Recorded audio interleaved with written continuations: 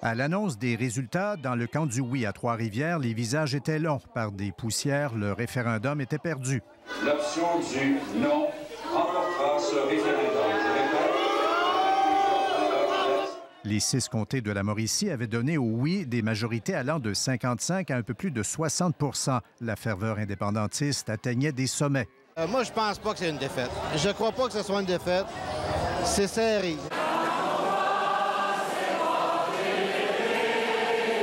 La Mauricie avait été un champ de bataille très animé avec un va-et-vient constant des principaux ténors des deux camps et on n'allait pas se faire de quartier. La séparation, c'est non. Vive le Québec! Vive le Canada! Ils sont assez paniqués actuellement qu'il semble qu'il n'y a pas d'expédients qu'ils ne vont pas utiliser. On a vu M. Martin annoncer hier qu'il y aurait 1 million d'emplois menacés au Québec. Là, ça commence à faire. Hein? Donc, je pense bien qu'ils sont à court d'arguments. On voyait la vague qui montait à partir de l'Est, de la Gaspésie. Le député péquiste de La Violette avait suivi le dévoilement des résultats au motel La Rocaille de Grand-Mère. Tous les fois, on avait du goût, on tombait, on remontait. Alors moi, je vous dis, là, 95, là, c'est rien que de l'émotion. C'est dans le contexte où on a pensé le gagner. On a gagné dans le comté de Saint-Maurice, on a gagné à Trois-Rivières, on a gagné sur la Rive-Sud, on a gagné partout. C'est le ministre Yves Duhem, alors président du Conseil pour la souveraineté du Québec, qui avait été mandaté pour livrer la Mauricie au camp du oui. Ce qui le frappe encore maintenant, c'est que la défaite avait été encaissée sans heurt aucun. Il n'y a eu aucune manifestation de révolte, de violence. Quand le Canadien perd la Coupe Stanley, on casse toutes les vitrines sur la rue Sainte-Catherine. Il ne s'est rien passé.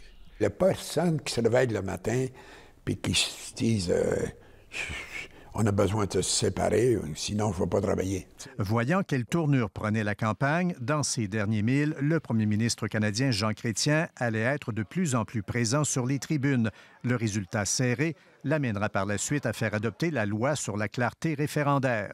Alors, il y a toutes des conditions qui ont été énumérées dans la loi sur la clarté qu'ils auraient intérêt de lire parce que ça ne se passera pas comme un geste facile à faire. Et si on parle de clarté des résultats, l'ex-ministre Duhem fait quand même remarquer que le non l'avait emporté avec à peine plus de 50 % des voix et à ses yeux, ce qui a valu pour un devrait valoir pour l'autre. La mobilisation partisane avait été entière, donnant même lieu à un engagement inattendu, celui des Hells Angels de Trois-Rivières-Ouest en faveur du non. Je l'espère, dans la mesure où on a regagné puis on sera devenu un peuple et là, on fêtera l'arrivée comme peuple. Le vieux routier de la cause indépendantiste garde foi en une victoire prochaine. Il espère d'ailleurs que c'est maintenant la dernière fois qu'on juge nécessaire de souligner l'anniversaire d'un référendum perdant. Ici Louis Cloutier, Radio-Canada, Trois-Rivières.